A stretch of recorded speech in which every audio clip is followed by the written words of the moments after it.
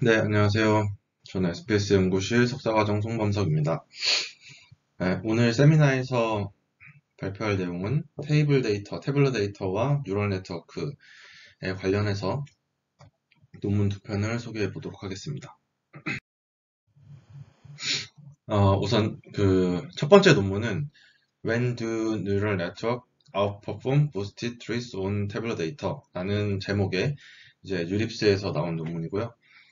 이 논문 같은 경우에는 태블릿 데이터에 대한 이제 인공지능 모델 중에서 뉴럴 네트워크 기반의 어떤 딥러닝 모델 혹은 이제 Gradient Boosted Decision Trees 그 이후로부터는 이제 GBDT라고 부를 텐데 어쨌든 부스팅 기반의 뭐 XGBoost나 RGBM 이런 그 머신러닝 모델들을 사용할지 이 선택 방법에 대한 어떤 가이드라인을 제시하는 보고서 느낌의 논문이라고 보시면 되고요. 태블릿 데이터 딥러닝 is not all you need라는 유명한 논문의 어떤 후속편 느낌이라고 보시면 될 것 같습니다. 그리고 이제 두 번째 논문 같은 경우에는 On Inductive Bias for Tabular Deep Learning이라는 제목의 똑같이 뉴립스에서 나온 논문이고요. 이제 이 논문 같은 경우에는 그동안에 그 테이블 데이터를 잘 예측하기 위한 굉장히 복잡한 구조의 딥러닝 모델들을 제안하는 그런 논문들이 많이 있어 왔는데 이제 그런 관점이 아니고 이 논문은 어떻게 하면은 이 기존의 뉴럴 네트워크를 테이블 데이터에 잘 맞게 학습시킬 수 있을지를 어떤 인덕티브 바이어스 관점에서 제안하는 그런 논문이라고 보시면 될 것 같습니다. 우선 첫 번째 논문은 이제 크게 설명드리면 이 하나의 페이지에 거의 다 그 내용을 담을 수 있을 것 같습니다. 일단 그 태블릿 데이터에 대해서 이제 NN이랑 GBDT 중에 뭐가 더 나은지에 대한 굉장히 큰 규모의 실험을 진행을 했고요. 자, 19개의 비교 모델, 30가지 파라미터 세팅으로 176개 데이터셋 해서 곱하면은 총 54만 개 모델을 학습을 했다고 하고요. 이렇게 대규모 실험을 진행을 했을 때 논문에서 결국에 얘기하고자 하는 거는 이제 뭐 NN이랑 GBDT 그리고 이 베이스라인은 SVM이나 뭐 랜덤 포레스트 같은 이제 기본적인 모델인데 어떠한 그 패밀리도 도미네이트하지 않았다. 그러니까 뭐 항상 GBDT가 좋거나 NN이 좋은 게 아니고 데이터셋마다 가장 적합한 모델이 따로따로 분리되어 있었다라는 이야기를 하고 있고 또 하나의 그 논문의 컨트리뷰션 중에 하나는 이 메타 피처 관점에서 그 NN과 GBDT의 성능을 비교를 한 것인데 이 메타 피처라고 하는 거는 일단 아래에도 써놓았지만 빅데이터 셋의 어떤 그 데이터셋 자체의 특징이라고 보시면 됩니다. 그래서 뭐 기본적인 통계량, 그러니까 샘플의 개수나 어떤 피처의 개수 몇 차원인지, 혹은 이제 그 분포의 어떤 정규성, 컬터시스나 스큐니스가 얼마나 되는지, 혹은 NA가 얼마나 포함되어 있는지, 클래스 임밸런스 문제가 얼마나 이제 큰지 이런 데이터셋 자체의 특징들이 메타 피처인데 이 메타 피처에 대해서 NN이랑 GBDT 중에 어떤 게 성능이 더 좋은지 뭐 예를 들어서 이제 비정규성이 높은 애들은 GBDT가 더 성능이 좋다. 그리고 작은 데이터셋은 뉴럴 네트워크가 더 성능이 좋다. 뭐 이런 식으로 어떤 데이터셋의 특징에 대한 뉴럴 네트워크와 GBDT의 성능 우수한 정도, 우수성을 좀 일반화해서 실험을 통해 설명을 하고 있습니다. 그리고 이 오른쪽에 이 탭질라는 그 논문의 저자들이 실험을 통해서 활용한 혹은 이제 만든 태블릿 데이터 셋과 그에 관련된 코드들을 이제 공유하는 그런 내용들이어서 이 부분은 좀 생략을 하고 이 전까지만 좀 모델이 19개라고 했는데 이걸 다 세보면 18개거든요.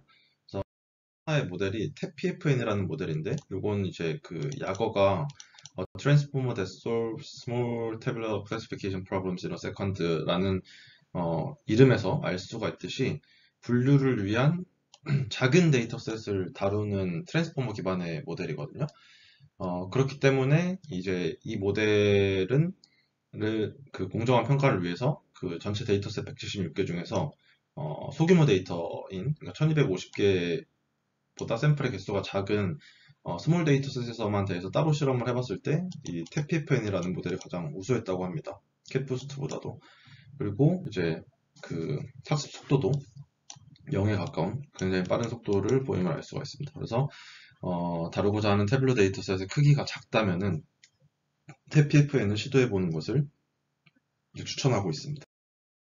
그리고 이제 실험 결과를 간단히 봐보면은 트레이닝 타임과 퍼포먼스를 이제 먼저 비교를 했는데 이 왼쪽의 그림을 보시면은 X축이 학습 시간, Y축이 어크리스라고 보면은 확실히 이 초록색이 GBDT고 X 표시가 이제 그 뉴럴넷인데 뉴럴넷에 비해서 GBDT가 이제 조금 더 위에 있죠. 성능이 일반적으로 높고 이 트레이닝 타임은 조금 더 적은 거를 학습 속도는 더 빠른 것을 알 수가 있습니다.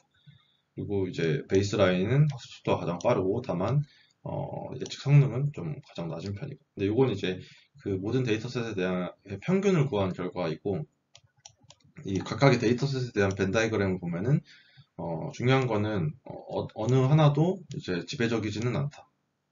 이제 각 군집에서 어떤 데이터셋에서는 오히려 베이스라인이 가장 성능이 높기도 했다는 걸 이제 또 한번 강조를 하고 있습니다. 그리고 이제 이 두 번째 그림 같은 경우는 뒤에서도 얘기를 하겠지만 결국에는 우리가 태블로 데이터를 다룰 때 알고리즘을 모델 셀렉션이 중요하냐 아니면은 하이퍼 파라미터 튜닝이 중요하냐라고 봤을 때 이제 이 그림은 X축은 이제 일반적으로 성능이 가장 높은 게 캣부스트였으니까 캣부스트를 하이퍼 파라미터 튜닝을 했을 때 얻는 성능의 그 향상분이고 이 Y축은 NN과 GBDT, 베스트 NN과 베스트 GBDT의 성능 차이를 나타내거든요. 그래서 이걸 해석을 해보면은 그 Y는 X축 기준으로 아래에 있는 것은 모델 셀렉션으로 인한 그 퍼포먼스 게인이 더 크다. 그리고 이제 여기에 있는 거는 그 하이퍼 파라미터 튜닝에 의한 퍼포먼스 게인이 더 크다라고 해석을 할 수 있는데 이 두 개가 거의 비슷하다라고 이제 보여집니다. 그래서 결론에서 한 번 더 얘기하겠지만 사실은 우리가 그 19개나 되는 복잡한 모델들을 특히 뉴럴넷 기반은 그런 모델들을 다 구축하고 학습하고 비교해서 제일 좋은 거 찾는 것보다 당연히 그냥 일반적으로 그 성능이 좋은 캣부스트 모델 하나를 가지고 하이퍼 파라미터 튜닝하는 게 훨씬 더 쉬운 일이기 때문에 요거 두 개가 거의 비슷하다면은 이제 그 굳이 여러 가지 모델 해보지 말고 부스팅 계열 모델을 하이퍼 파라미터 튜닝하는 게 조금 더 효과적인 선택이다 이렇게 얘기를 하고 있습니다. 그리고 다음으로는 이제 이 메타 피처에 따른 NN과 GBDT 성능을 볼 텐데 이 왼쪽 아래 그림 보시면은 이게 X축이 비정규성 그리고 Y축이 데이터셋의 크기라고 볼 때 요게 이제 이 선이 10의 5승이니까 10만 개, 데이터셋이 10만 개 이상인 경우 대규모 데이터셋에서는 확실히 초록색 GBDT가 유리하다는 걸 알 수가 있고 그리고 10만 개 이하의 작은 데이터셋에서는 NN이 더 유리하다. 여기 그림에서는 사실 뭐 NN이랑 GBDT랑 거의 비슷해 보이긴 하는데 NN이 더 유리하다고 합니다. 그리고 이제 그 오른쪽에 있는 이 표 같은 경우도 이 그림과 그 얘기하고자 하는 것은 이제 거의 비슷한데 메타 피처와 알고리즘 예측 오차 간의 상관관계입니다. PCC가. 그래서 이게 음의 상관관계를 큰 음의 상관관계를 갖는다는 거는 메타 피처가 클 때 예측 오차가 작다는 거니까 예측 성능이 좋다는 것을 의미하거든요. 그래서 XGBoost랑 LightGBM 같은 애들 보면은 데이터셋의 크기가 클수록 음의 상관관계가 크니까 성능이 높아진다 라고 이해를 하실 수가 있을 것 같습니다. 그리고 이제 비슷하게 메타 피처와 약간 헷갈리긴 하는데 NN의 GBDT 성능 차이의 상관관계를 나타낸 표가 있거든요. 그리고 이렇게 그래서 요거는 그 이해를 할 때 코릴레이션의 큰 양의 상관관계를 가지면은 코릴레이션이 이제 NN에서 GBDT를 뺀 거기 때문에 GBDT 성능이 NN보다 높다고 해석할 수가 있거든요.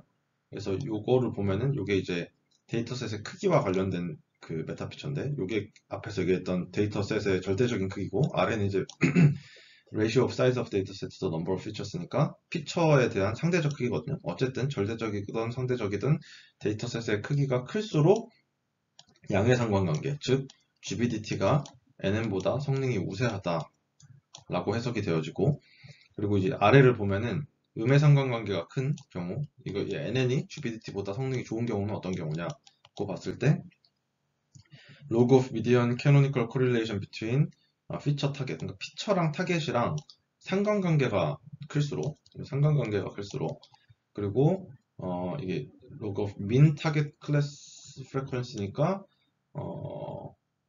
타겟의 그 클래스별 빈도의 최소값이 클수록, 그 말은 최소값이 크다, 그 빈도의 최소값, 그러니까 가장 빈도가 작은 애의 최소값이 크다는 거는 불균형도가 낮다, 그러니까 균형도가 높다 라고 볼 수가 있겠죠. 타겟 클래스 간 균형도가 높다, 그럴수록 NN이 우수하다. 그래서 상관성이 클수록, 균형도가 클수록 NN이 우수하다. 그리고 이 오른쪽 그림을 보시면은 이게 irregularity, 비정규성이거든요. 그리고 Y축이 보면은 이게 그 로스, 그러니까 이 로스인데 GBT의 대표적인 XGBoost랑 NN의 대표적인 레즈넷을 뺀 거거든요. 그래서 얘가 보시면은 여기에 있는 애들은 그 음수로 큰 값이잖아요. 그래서 음수로 큰 값이라는 거는 뉴럴 네트워크의 로스가 크다는 거니까 GBDT가 좋다는 거죠. 그래서 이 레귤러리티가 클수록, 비정규성이 클수록 GBDT가 우세하다. 그래서 여기까지 정리를 해보면은 데이터셋의 크기, 그리고 비정규성, 데이터의 비정규성이 클수록 GBDT가 우세하고요. 데이터셋의 크기와 비정규성, 그리고 피처와 타겟 간의 상관성, 그리고 타겟의 클래스 간의 균형도가 높을수록 이제 NN이 우세하다. 그 대규모 실험을 통해서 결과가 보편적으로는 이렇게 나왔다고 합니다. 그래서 이제 사실 여기까지가 이 첫 번째 논문에서 이야기하고자 하는 이제 거의 대부분이고요. 그래서 논문에서 결국에 그 제시하고 있는 태뷸러 데이터를 가지고 그 인공지능을 이용해서 문제를 해결하고자 할 때 논문에서 주는 가이드라인은 일단은 그 심플한 베이스라인 모델 이런 거 학습하기 쉬운 애들 먼저 해봐라. 그리고 그 다음에 일반적으로는 캣부스트랑 엑스지부스트가 가장 좋은 경영이 있었으니까 얘네로 가벼운 하이퍼 파라미터 튜닝 해봐라. 그러면 여기까지만 했을 때도 웬만한 테이블 데이터셋에서는 이게 최선일 가능성이 크다. 근데 그럼에도 불구하고 조금이라도 성능을 더 늘리고 싶다면은 이 논문에서 제시하고 있는 그 데이터셋의 메타 피처와 이제 예측 모델 간의 관계에 대해서 잘 정리를 해놨으니까 이게 여기 이 세미나 발표 자료에는 다 안 났지만 어펜딕스에 보면은 메타 데이터가 어떤 할 때 그 예측 모델에 어떤 군이 더 좋더라, 그러니까 GBDT가 좋더라, NN이 좋더라 뿐만 아니라 NN에서도 뭐 FT 트랜스포머가 이런 상황에서는 제일 높았다, 뭐 이런 식으로 세세하게 좀 그 실험 결과를 보여주고 있거든요. 그래서 그런 것들을 참고해서 레퍼런스 삼아서 잘 써라, 이렇게 이제 좀 가이드를 주고 있고, 예를 들어서 아래 피겨가 이제 그 전체적인 실험 결과에 대해서 디시전 트리로 그려본 건데, 뭐 이런 그 디시전 트리를 참고할 수도 있겠죠. 그래서 데이터셋의 크기가 4000개보다 작고, 근데 반대 1100개 정도보다도 데이터셋이 더 작고, 근데 이 숫자형 피처, 그러니까 그 결집값이 없는 숫자형 피처가 65개 이하다. 그런 경우에는 TPPN이 가장 좋았다. 네, 이렇게 설명을 하고 있거든요. 근데 뭐 예를 들어서 이 TPPN은 보면은 가장 좋다고 얘기하기에는 다른 모델이랑 막 크게 차이는 없잖아요. 근데 뭐 예를 들어서 이쪽 케이스다 라고 하면은 레즈넷이 이 압도적으로 가장 좋았으니까 이거는 꽤 신빙성이 있겠죠. 뭐 이런 식으로 하여튼 그 드릴 다운 해가면서 내가 가지고 있는 테이블 데이터의 그 메타 피처와 이 논문에서 보여주고 있는 실험 결과랑 잘 이제 매칭을 해보면은 좋은 모델을 좀 선택하는데 좀 시간을 아낄 수 있지 않나, 이제 이런 생각을 해보았습니다. 이제 첫 번째 논문이 너무 간단하게 끝났는데 어쨌든 한번 그 논문 내용이 되게 술술 잘 읽히니까 한 번씩 읽어보시면 좋을 것 같고요. 태블릿 데이터에 관심 있는 분들은. 그리고 이제 두 번째 논문으로 좀 넘어가서 두 번째 논문의 제목은 Uninductive Bias for Tabular Deep Learning입니다. 그래서 인덕티브 바이어스가 뭔지 일단 알아야 하는데 뭐 대부분 잘 알고 계시겠지만 인덕티브 바이어스의 그 사전적인 의미는 이제 일반화 성능을 높이기 위해서 아직 주어지지 않는 입력의 출력을 예측하기 위한 추가적인 과정입니다. 추가적인 과정. 그래서 예를 들어서 이제 그 CNN이라는 이제 그 뉴럴 네트워크의 구조는 사실은 이제 이미지 데이터를 잘 처리하기 위해서 로컬리티 앤 트랜스레이션 인베리언스라는 추가적인 가정을 해서 만든, 그렇기 때문에 이제 커널이랑 필터 뭐 그런 풀링 이런 개념들을 어, 그 베이스로 한 기반으로 한 그 모델이 이제 CNN이 되는 거고, 또 이 RNN 같은 경우에는 시계열 데이터나 아니면 뭐 텍스트와 같이 어떤 시퀀셜한 데이터를 잘 풀기 위해서 시퀀셜 앤 템포럴 인베리언스라는 어떤 추가적인 가정을 해서 순환 구조로 어, 그 구조를 만든 게 RNN이라고 볼 수가 있습니다. 근데 반면에 이 테이블 데이터에는 그러면은 테이블 데이터를 잘 풀기 위해서 어떠한 인덕티브 바이어스, 추가적인 가정을 한 뉴럴 네트워크가 있나라고 봤을 때는 그런 게 없다라는 게 이 논문의 이 논문이 등장하게 된 백그라운드라고 볼 수가 있겠습니다. 그래서 어, 이 논문에서는 결국에 뉴럴 네트워크가 테이블 데이터를 학습할 때 가지고 있는 어떤 근본적인 취약점이 뭘까? 그래서 그 취약점을 뭔지 규명해보고 그거를 기반으로 뉴럴 네트워크를 개선해 보겠다. 그래서 테이블 데이터를 위한 인덕티브 바이어스를 만들어 보겠다. 이런 컨셉이고요. 테이블 데이터의 먼저 그러면 특징을 봐보면은 일단 각 컬럼이 이 피처가 너무나 이질적이다라고 설명을 하고 있습니다. 그게 이제 뭐 어떤 컬럼은 범주형이고 어떤 건 이진형이고 어떤 건 연속형이고 이렇게 데이터 타입도 다르지만 도메인도 이제 서로 아예 상관이 없는 경우도 많죠. 뭐 예를 들어 주식을 예측한다고 할 때, 주가를 예측한다고 할 때, 뭐 어떤 컬럼은 요일에 대한 컬럼이고 어떤 컬럼은 뭐 뭐가 있을까요? 뭐 금리? 라는 이제 컬럼이 있으면 사실 요일과 금리는 아예 그냥 상관이 없는 도메인이 서로 다른 컬럼이기 때문에 그런 것들이 너무 이질적이다. 그렇기 때문에 테이블 데이터는 이제 타겟 펑션을 이레귤러하게 만드는 특징이 있다라고 설명을 하고 있습니다. 그래서 이게 그 첫 번째 논문에서도 데이터셋이 그 레귤러하지 못한 비정규성을 띌수록 GBDT가 유리하다고 이제 실험 결과가 나왔었죠. 어쨌든 그 타겟 펑션을 이레귤러하게 만드는 것을 이제 논문에서는 그 주파수 관점에서는 어, 그 고주파 성분, 하이 프리퀀시 컴포넌트를 많이 가지고 있다고 표현을 하거든요. 이거 이제 뒤에서 조금 더 자세히 설명을 할 텐데, 어쨌든 테이블 데이터는 고주파 성분 데이터가 많이 들어있다. 그리고 반면에 이 테이블 데이터를 풀려고 하는 이 뉴럴 네트워크의 특징을 봐보면은 거꾸로 이 뉴럴넷은 사실 그 그레디언트 디센트 방식으로 파라미터를 학습하다 보니까 미분을 사용하니까 이제 스무트 펑션을 반대로 잘 학습하는 경향이 있고, 요게 이제 주파수 측면에서 보면은 테이블 데이터와 좀 그 대조되게 로우 프리퀀시 저주파 성분을 좀 잘 학습하는 경향이 있더라라고 이제 얘기를 하고 있습니다. 그래서 그거를 뉴럴 네트워크의 이제 약점을 스펙트럴 바이어스라고 하는데, 요거에 대해서 이제 자세히 설명하지는 않고 요거에 대해서 자세히 설명한 논문들이 있어서 그거를 레퍼런스로 하고 있습니다. 그래서 정리하면은 그 테이블 데이터에 대해서 뉴럴 네트워크의 취약점은 결국에 스펙트럴 바이어스다. 고주파에 약한 게 그 취약점이다. 그래서 우리는 인덕티브 바이어스로 이 로어 프리퀀시 피처 매핑, 고주파 성분을 저주파로 매핑해 주는 걸 인덕티브 바이어스로 가져가겠다. 그럼 뉴럴 네트워크가 좀 더 나아질 거다. 테이블 데이터의 학습을 위한 방향으로 좀 더 나아질 거다라고 이제 얘기를 하고 있는 겁니다.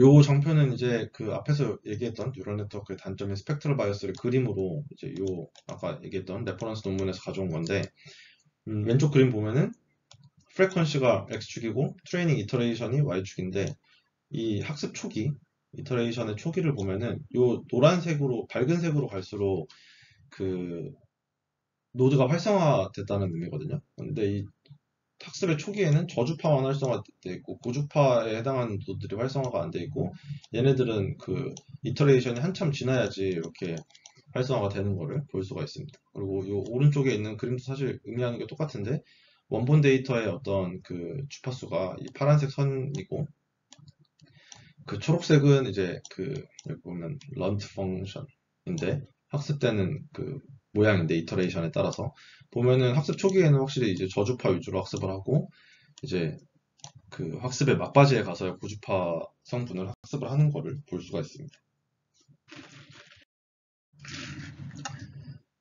반면에 그 앞에서는 이제 뉴럴 네트워크의 특징을 봤다면 이번엔 테이블 데이터가 그러면 어떤 특징을 가지고 있는지 보면은 이 왼쪽 그림 보시면은 이 색깔이 다른 요 선들이 이제 그 벤치마크 이미지 데이터 셋들입니다. 뭐 사이파, 패션 앰니스티 이런 것들 이런 것들을 보면은 요 K가 프리퀀시거든요. 그래서 여기에 주파수가 높은 영역이죠. 그리고 이게 뒤에서 설명하겠지만 이게 그 밀도입니다. 그러니까 그 주파수 K에서의 밀도. 그래서 이 이미지 데이터들은 보면은 고주파 성분에 대한 밀도가 되게 낮죠. 근데 이 테이블 데이터는 음영인데 고주파 성분에 대한 밀도가 높은 걸 볼 수 있습니다. 그래서 테이블 데이터의 고주파 성분을 좀 줄여야겠다. 이미지 데이터처럼. 그러면 NN이 더 잘 학습할 수 있을 거다. 왜냐면 NN이 이미지에서 잘 학습되는 거는 우리가 알고 있는 사실이잖아요. 그래서 프리퀀시 리덕션을 인덕티브 바이어스로 사용하겠다. 내용이고 그럼 이제 어떻게 그 피처 매핑을 할지를 좀 그 방법론을 설명을 해보면은 일단은 먼저 백그라운드로 알고 있어야 되는 내용이 피뢰 변환입니다. 그래서 피뢰 변환에 대해서 간단히만 좀 그 보면은 어떠한 입력 신호등 간에 우리가 그 결국에 주기 함수, 주기 혹은 주기 성분이라고도 부르는데 삼각함수로 이루어진 그 주기 성분의 합으로 분해할 수가 있다. 그러니까 주기 성분의 합으로 모든 입력 신호를 만들 수가 있다는 게 퓨리의 변환이고 입력 신호가 어떤 신호이든 간에 이 사인이나 코사인 삼각함수의 합으로 분해할 수가 있습니다. 그래서 이 첫 번째 식부터 좀 봐보면은 이 스몰 fx가 원신호거든요. 원본 입력 신호. 그리고 이 자연상수 e의 j2 파이 ux 요게 이제 주파수가 u인 주기함수입니다. 주기함수랑 주기성분이랑 이제 거의 같은 의미라고 보시면 되는데 주기함수고 그래서 보면은 이 원본식의 열은 이 주파수가 u인 주기함수와 그 어떤 개수의 인테그랄이니까 u에 대한 합으로 표현이 될 수 있는 거죠.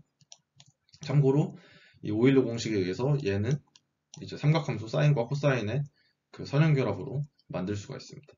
그래서 이 1번식을 가지고 그 거꾸로 분해를 해보면은 이 개수를 이게 개수인데 이 라지 FU라는 거를 이렇게 분해를 할 수가 있는 거고 이 라지 FU가 의미하는 것은 해당 주기함수 성분의 개수 그러니까 주파수 U에 대한 주기함수의 개수고 이거를 이제 강도 앰플리튜드라고도 부릅니다. 그래서 이 라지 FU를 이 앰플리튜드를 크기와 어떤 방향 혹은 각도로 나눌 수가 있는데 크기를 우리가 스펙트럼이라고 하고 각도나 위치를 페이지라고 합니다. 근데 이 논문에서는 이제 이 스펙트럼만 쓰게 됩니다. 그래서 요거를 사실 그 논문에서는 요거는 이제 제가 어떤 그 이 아래에 있는 블로그에서 가져온 거고 요 블로그에서 가지고 온 거고 요거를 논문에서는 이 수식을 이렇게 쓰거든요. 근데 사실은 똑같은 겁니다. 요게 일반적인 퓨리에이트 변환이 아니라 뭐 non uniform discrete 퓨리에이트 트랜스폼이라고 써놨는데 이건 이제 아무래도 테이블 데이터는 컨티뉴어스 하지가 않잖아요. 이게 디스크리트 하다 보니까 그 디스크리트한 데이터를 위해서 바꿔놓은 거라고 보시면 되고 이 라지 FU랑 이 F tilde K랑 똑같은 겁니다. 이 U가 요 K고 그래서 요게 의미하는 게 주파수 K에 대한 그 주기 성분의 개수, 앰플리튜드라고 보시면 되고 라지 F랑 똑같은 그리고 뭐 이 인테그랄이 여기서는 시그마로 바뀌었죠. 나머지는 똑같고 그래서 F tilde가 주기 함수 성분의 앰플리튜드 혹은 개수다. 다음으로 넘어가면은 이게 이제 방금 설명한 겁니다. 타겟 펑션의 주파수 k에 대한 개수 강도. 그리고 이제 요거를 f 틸다를 가지고 이제 제곱해서 절대값 씌운 게 그 pk입니다. pk를 이제 주파수 성분의 에너지라고 부르는데 f에 대한 어떻게 보면 이 크기를 뽑은 거죠. 제곱하고 절대값을 씌웠으니까. 근데 이 p는 결국에 그 맨 처음 얘기했던 그 스펙트럼이 그 주기 성분 강도, 이 f 틸다의 크기라고 했죠. f 틸다의 크기를 s라고 이렇게 스펙트럼이라고 했는데 이 s는 2번 식으로 구해지거든요. 근데 이게 이제 결국에 의미하고자 하는 거는 뭐냐면은 이 p가 f 틸다를 제곱하고 절대값 씌운 이 크기를 더한 거거든요. 네. 그래서 이 스펙트럼 값은 구하고자 하는 주파수 영역의 주파수 에너지 합산값이라고 되어 있는데 이게 그러니까 쉽게 생각하면은 이 K0가 고주파와 저주파를 나누는 이 하한 값이고요. 스레숄드고 이 K 스타가 주파수 어디까지 분석할지에 대한 상한값 컷오프입니다. 그래서 이게 좀 직관적으로 이해를 돕기 위해 이 델타 K는 추출 간격이고요. 좀 예시를 들어보면은 예를 들어서 어디서부터를 그러니까 우리는 일단 고주파에 대한 에너지 합산값을 보고 싶은데 고주파 성분이 얼만큼 있는지를 알고 싶으니까 그 고주파를 어디서부터 볼지가 K0라고 하면 예를 들어 뭐 0.5다. 그리고 상한값 K스타가 뭐 1이다 라고 하면은 이 K스타의 영역 0.5부터 1까지의 영역에 대한 P, F 틸다의 크기를 다 더한 게 스펙트럼이라고 보면 될 것 같습니다. 그래서 이게 사실은 만약에 디스크리트한 문제가 아니었다면은 16번식과 같이 이렇게 간단하게 표현이 되겠죠. 결국에 S랑 P랑 똑같은 건데 이 영역에 대해서 더했다고 보시면 될 것 같습니다. 그래서 결국에는 앞에서 계속 얘기했지만 테이블 데이터는 고주파 성분이 많고 뉴럴 네트워크는 저주파 성분을 잘 학습하기 때문에 우리가 해야 될 거는 이 SKF, 이 K가 고주파에 대한 영역이겠죠. 그 고주파 영역에 대한 S를 낮춘다는 게 우리가 해야 될 인덕티브 바이어스의 방향이 되겠죠. 그래서 이제 요거를 어떻게 하면은 고주파 성분에 대해서 프리퀀시 스펙트럼을 낮출 수가 있는지를 에 대한 이제 설명이 이어지는데요. 여기서는 이제 방법을 예시로 세 가지로 들고 있는데 하나는 이제 랭킹 방식, 요 9번식, 하나는 스케일링 방식 10번, 그리고 하나는 이 셀렉티브 랭크라는 방식인데 다들 이미 알고 있는 되게 간단한 방법입니다. 그래서 랭크는 말 그대로 랭킹을 매긴다는 건데 뭐 민이 있고 n분의 1이 있고 요 이유는 0과 1에서 맞춰주기 위한 또 노멀라이즈 해주기 위한 것들이고요. 그리고 이 스케일은 그냥 x를 이 스케일 개수만큼의 크기로 이 범위 안에 들어오게 말 그대로 이제 스케일링을 해준다는 거고, 논문에서는 이 a를 표준편차의 역수값으로 쓰거든요. 그래서 어떻게 보면 Z 스탠다이제이션 같은 느낌으로 이제 쓰는 거고요. 그리고 이제 이 셀렉티브 랭크 같은 경우는 이 랭킹 방식이 프리퀀시를 낮춰주는 방식이긴 한데 얘는 정보 손실이 너무 크다. 그래서 좀 더 보수적인 랭킹 방식을 제안을 하고 있거든요. 그래서 보면은 otherwise인 경우에는 랭킹을 안 취하는데 랭킹을 어쩔 때만 취하는지 보면은 이 스펙트럼 값이 세타만큼 낮아지는 애에 한해서만 랭킹을 취하겠다라는 의미거든요. 그래서 이렇게 랭킹, 스케일, 셀 랭크 세 가지 방식을 취하고 있고, 이걸 통해서 이제 주파수를 낮추겠다는 거고요. 이 다음 페이지에서 요 실험 결과를 보면은 요건 이제 그러니까 이 랭크랑 스케일, 셀 랭크를 뒤에서 설명하겠지만 NN의 인덕티브 바이어스로 쓰기 위해서 매핑 레이어를 하나 만들거든요. NN의 첫 번째 레이어로 X를 실제 NN의 원래의 첫 번째 레이어에 넣기 전에 여기 이제 매핑 레이어를 만들거든요. 근데 이제 이 실험은 이런 매핑 레이어를 입힌 게 아니라 그냥 이 X 데이터 자체를 가지고 데이터를 전처리한 거예요. 그래서 랭크랑 스케일, 셀 랭크를 얘를 각각 해본 게 이거거든요. 그래서 이 위에 있는 표는 여기 있는 숫자들이 고주파 성분의 그 고주파 성분에 대한 스펙트럼 값이라고 보시면 돼요. 그리고 이 아래에 있는 표는 이러한 전처리를 거쳤을 때 여러 가지 데이터셋에서 성능, 어큐러시라고 보시면 될 것 같습니다. 여기 나와 있죠. 여기 탑 표가 위에 있는 표가 S 값, 스펙트럼 값. 그래서 보시면은 이 유닛 랭스가 베이스라인이거든요. 그래서 베이스라인에 비해서 어떠한 랭크나 스케일이든 셀 랭크든 전처리를 하면은 확실히 고주파 성분의 값이 낮아지는 걸 볼 수가 있죠. 그리고 또 마찬가지로 그렇게 이제 전처리를 거치고 실험을 해봤을 때 이 볼드가 성능이 높은 건데 성능이 더 좋아짐을 알 수가 있습니다. 전처리만 해도. 그게 이제 요 실험 결과고요. 날라가. 뭐 어쨌든 요게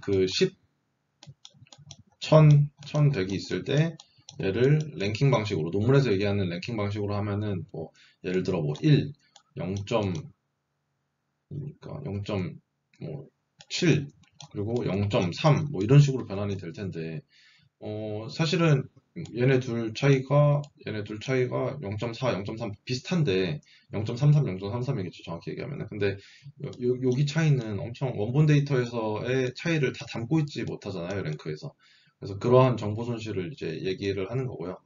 그래서 이러한 문제 때문에 그냥 단순히 전처리를 하는 게 아니라 이 로어 프리퀀시 피처 매핑 방식으로 제한된 최적화 문제로 공식화한다고 나와 있거든요. 그래서 그 제한된 최적화 공식이 12번인데 일단은 결국엔 이 문제를 풀겠다는 거고 이게 이제 원본 데이터 X를 이 G가 변환함수입니다. 랭크 스케일 셀 랭크 그 변환함수로 매핑하고 그 다음 F는 그냥 원래 풀라고 했던 NN의 타겟 펑션 그리고 그거를 이제 실제 타겟과의 차이를 가지고 손실함수를 통해서 로스를 계산한 거죠. 그래서 이 로스를 최소화하는 파라미터를 구하겠다. 그래서 사실은 이 G가 없으면은 그냥 일반적으로 우리가 머신러닝 문제 푸는 그 방향과 똑같습니다. 근데 거기에 이제 G를 하나 입힌 거고 그리고 NN의 파라미터인 세타 F뿐만 아니라 변환함수에 대한 파라미터도 얘네 두 개를 동시에 학습하겠다.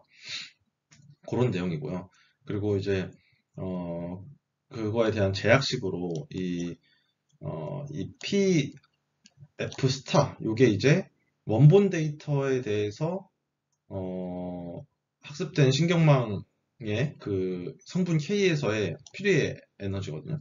이 인테그랄 P가 스펙트럼이라고 했잖아요. 그러니까 얘는 변환을 안 했을 때 스펙트럼이고 얘는 이제 F에 이제 G를 씌웠잖아요. 그래서 G로 데이터를 변환했을 때 스펙트럼이거든요. 스펙트럼이 당연히 작아지는 게 목표니까 그게 인덕티브 바이어스니까 그러한 제약식 속에서 이 최적화 문제를 풀겠다가 이제 논문에서 하고자 하는 방향입니다.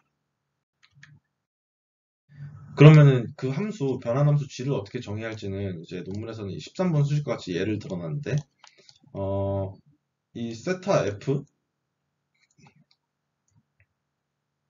이게 못하네요. 이게 F가 아니죠. S죠. 세타 S, 스케일링을 얼마나 할지, 그리고 세타 R은 랭킹에 대한 파라미터. 근데 사실 랭킹은 파라미터가 필요 없죠. 말 그대로 순서 매기는 거니까. 근데 논문에서는 설명했던 것처럼 셀 랭크를 우리가 쓴다고 하면은 이 세타라는 그게 있었잖아요. 트레숄드가 있었잖아요. 이 스펙트럼이 이만큼 줄어들어야만 랭킹으로 변하겠다 할 때. 그래서 그걸 얘기하는 것 같고, 이 세타 C는 스케일링만 할지 랭크 스케일을 둘 다 할지라고 되어 있는데, 여기 이 식을 보시면은 이제 세타 C가 바이너리 0과 1의 바이너리 값인데, 얘가 0이면은 이 첫 번째 항이 없어지니까 요거 스케일만 하겠다가 되는 거고, 얘가 만약에 1이면은 얘가 없어지니까 요것만 하는 건데, 요거는 이제 랭킹하고 그 다음 또 스케일하고 랭킹 스케일 둘 다 하겠다 이런 뜻이거든요. 논문에서는 이게 가장 간단한 방법이어서 이제 요 예시를 든 건데 이런 바이너리 리니어 컴비네이션 말고 더 복잡하게 결합해도 된다. 뭐 랭크나 스케일을 곱해도 되고 뭐가 됐든 좀 더 복잡하게 그 펑션 G를 만들어도 된다고 얘기를 하고 있습니다. 그래서 어쨌든 이렇게 만든 G가 그 뉴럴 네트워크의 인풋 레이어로 사용되는 겁니다. 그래서 이 인풋 레이어로 사용되면은 세타 앱 S죠. 세타 S, RC가 전체 네트워크에 백프로퍼게이션 할 때 동시에 학습된다. 동시에 학습된다는 거는 이 세타 S, RC가 결국에는 그 세타 G잖아요. 이 SRC는 위에 있는 거고 얘랑 우리의 타깃 펑션 세타 F랑 얘네 둘을 한 번에 백프로게이션으로 학습할 수가 있다. 이런 이제 설명입니다.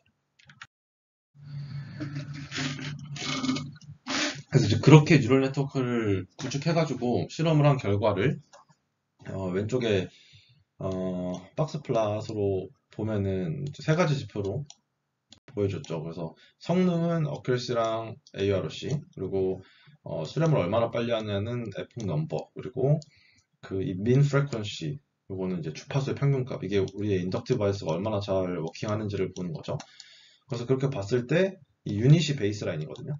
그리고 여기 그 뭐 스탠다데이션 랭크, 셀 랭크, 이게 전 처리만 한 거, 그리고 이 프로포스트가 그, 그 스펙트럴 리덕션 매핑 네트워크, 매핑 레이어를 결합하는 그 제한하는 논문에서 제한하는 방법인 거죠. 그래서 그렇게 했을 때 성능도 프로포스가 단연 높았다. 그리고 수렴도 빨리 했다. 그리고 당연히 민 프리퀀시도 이렇게 낮아진 거를 볼 수가 있죠. 그리고 이제 또 다른 실험에서는 이 각각의 색깔별로가 서로 다른 데이터셋인 것 같은데 그 데이터셋이 뭐가 되었든 어쨌든 중요한 거는 결국에 그 이 세타 값들이 이 세타 G에는 이제 스케일에 대한 둘 다 이제 세타 그 G 함수에 대한 그 파라미터인데 하나는 스케일에 대한 거, 스케일과 랭크에 대한 거고 하나는 스케일만 한 거. 어쨌든 요 파라미터들이 학습이 다 되더라. 수렴이 되더라가 하나 포인트고 또 하나는 데이터셋에 따라서 이 수렴되는 값이 다르더라. 뭐 어떤 데이터셋은 SC가 세타 C, S가 크고 어떤 데이터는 세타 뭐 R이 크고 그런 식으로 적합한 웨이트는 상이하다 라고 얘기를 하고 있습니다. 다음으로 이제 그 또 다른 실험의 결과를 보면은 우리가 결국에 이 연구에서 제안하고자 하는 이 주파수 줄이는 인덕티브 바이어스가 NN을 위한 거잖아요. NN의 스펙트럴 바이어스를 개선하기 위한 거니까 갑자기 엉뚱하게 XG 부스트 부스팅 계열의 머신러닝 모델에서 또 효과가 있으면 안 되잖아요. 그래서 그거를 본 거고 이 테이블 6를 보면은 일단 이 데이터셋 자체는 다 그 GBDT 부스팅 계열의 머신러닝 모델들이 뉴럴 네트워크보다 성능이 좋다고 알려져 있는 데이터셋들이라고 합니다. 그래서 이런 데이터셋에 대해서 이 XG 부스트랑 XG 부스트에 우리의 인덕티브 바이어스를 입힌 거랑 MLP에 입힌 거를 비교해 봤을 때 XG 부스트에다가 G를 입히면은 이상한 두 개 빼고는 웬만하면 더 성능이 오히려 낮아지더라. 그러니까 정상적인 거죠. 이게 우리가 XG 부스트를 개선하려고 만든 인덕티브 바이어스가 아니기 때문에. 근데 반면에 MLP에다 인덕티브 바이어스를 씌운 걸 보면은 사실은 이 볼드가 원래는 다 XG 부스트에 있어야 되는데 이 데이터셋들은 4개의 데이터셋에서 MLP가 더 우수해졌다. 그러니까 확실히 그 MLP에 대해서 효과가 있더라라고 이제 주장을 하고 있는 거고요. 이 실험을 통해서. 그리고 이제 MLP 말고도 다른 종류의 NN의 적용 가능성을 실험을 한 게 이 오른쪽 표고요. 그래서 보면은 그 태블러 데이터에 대한 유명한 딥러닝 모델 중 하나인 템넷을 보면은 템넷은 사실 그 인터프리티 해석 가능성 속성 때문에 사람들이 많이 쓰는데 얘는 아무래도 그 모델의 구조가 복잡하기 때문에 하이퍼 파라미터에 굉장히 민감한데 그래서 이제 학습이 오래 걸리는데 이 템넷을 그 제한하는 인덕티브 바이어스를 입혔더니 그 제한된 하이퍼 파라미터 튜닝 조금만 하고도 XG 부스트와 얼추 비슷한 성능이 확실히 높아지는 걸 볼 수 있더라. 그래서 MLP뿐만 아니라 이제 다른 NN에서도 적용을 해봤다 이런 걸 주장을 하고 있는 것 같습니다. 그래서 여기까지가 이제 제가 준비한 두 가지 논문에 대한 이제 리뷰 내용이고요. 첫 번째 논문을 요약해 보면은 태블로 데이터에는 아직까지는 사실 뉴럴 네트워크가 그렇게 효과가 좋지 못하다. 그리고 거의 몸테크와 가까운 엄청나게 대규모 실험을 진행을 했는데 거기서 이제 실험 결과에 보이기를 트리 기반의 부스팅 모델이 보편적으로는 좀 좋았다. 그래서 요거를 하이퍼 파라미터 튜닝해서 쓰는 게 효과적이다고 이야기하고 있습니다. 그리고 이제 데이터셋의 특징, 메타 피처라고 했죠. 그래서 이 메타 피처마다 데이터셋의 특성마다 어떤 건 NL이 낮고 어떤 거는 GBDT가 낮고 다 다르다. 그리고 확실히 어떤 방향성이 있다. 그러니까 그 랜덤이 아니고 데이터셋이 뭐 정규성이 크거나 뭐 크기가 크거나 작거나 혹은 뭐 피처와 타겟 간의 상관관계 뭐 이러한 메타 피처의 특징마다 어느 정도 좀 그 NN과 GBDT의 그 우세성이 좀 보이기 때문에 그런 것들을 실제 현업에서 모델 테이블 데이터를 다룰 때 참고해보면 좋을 것 같다라고 이제 가이드를 해주는 논문이었습니다. 그리고 이제 두 번째 논문 같은 경우에는 테이블 데이터에 그동안 그 좀 뉴럴 네트워크도 한번 테이블 데이터에 잘 맞는 뉴럴 네트워크를 만들어 보자고 해서 굉장히 복잡한 그 어려운 모델들이 많이 나왔었는데 FD 트랜스포머나 이제 뭐 태블러 트랜스포머나 이런 모델들이 많이 나왔는데 사실 걔네들 성능이 막 압도적으로 좋고 이러지는 못했기 때문에 그런 컨셉이 아니라 그냥 우리가 가지고 있는 NN이 태블러 데이터에 일단 왜 약한지를 찾고 그 약한 이유를 그 개선을 해보는데 그거를 이제 인덕티브 바이어스 관점에서 해보자 라고 얘기한 게 두 번째 논문이었고요. 그래서 그 이 약한 이유가 스펙트럴 바이어스라는 거다. 그래서 이 스펙트럴 바이어스는 고주파를 학습 못한다는 약점이기 때문에 그러면은 테이블 데이터의 고주파 성분을 줄이는 피처 리덕션 매핑 레이어를 만들어 보자. 이거를 인덕티브 바이어스로 하겠다. 그래서 이렇게 해서 실험까지 해보니까 NN에 이거 씌우면은 성능이 높아졌다. 이제 이렇게 주장을 하는 논문이었습니다. 네, 여기까지가 오늘 준비한 테이블 데이터와 뉴럴 네트워크에 관련한 뉴립스의 논문 두 편을 소개했습니다. 감사합니다.